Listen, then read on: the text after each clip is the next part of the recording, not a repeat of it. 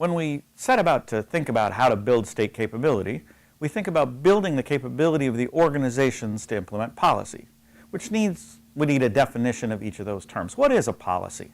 Well, a policy is a rule that tells you what to do in what conditions.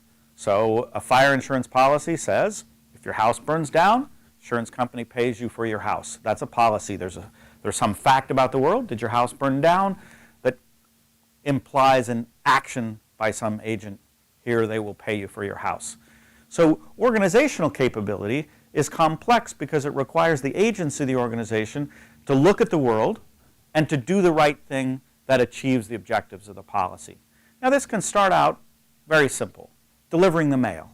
A postman looks at a package, looks at a letter, there's an address on the letter. He knows the relevant fact about the world is the address out the letter that tells him what to do. I route it this way, I route it that way, I walk to this house and not that house.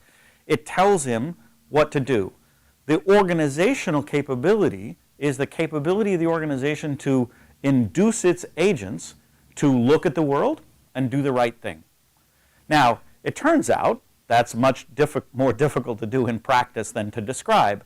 So some colleagues of ours here at Harvard did a very simple study where they just mailed a bunch of misaddressed letters to countries around the world. Now, all of these countries have a policy of what to do with those letters. It's that you return them to the address they came from if you can't find the address that it's supposed to go to. And all countries in the world participate in a postal customs unit that specify all the letters have to be back within 30 days. If a country can't deliver it, it's supposed to return it to the country of origin within 30 days. So they just did a simple study of what's the capability of the post office to implement that agreed upon policy. And what they found is enormous variation around the world.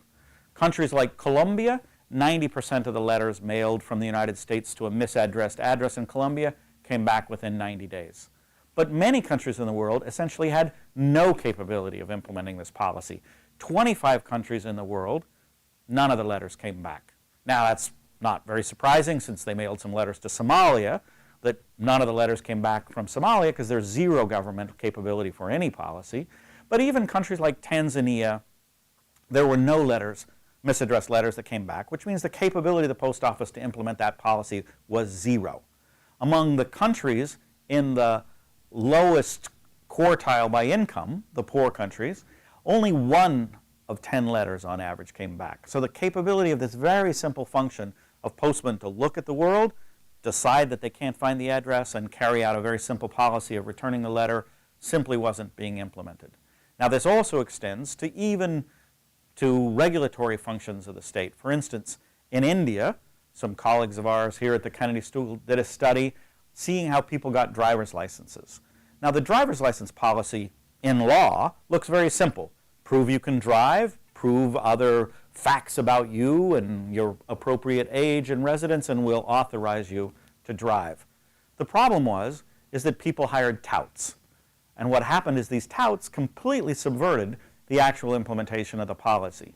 So they found if you hired a tout, you only had a 12% chance of actually taking the legally required driver's examination before the agents of the state responsible for giving you a driver's license gave you a driver's license and authorized you to drive.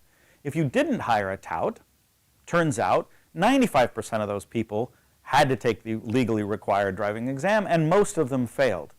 Now, when they followed up, they found that the people who had hired a tout and gotten a driver's license without taking the driver's license mostly couldn't drive.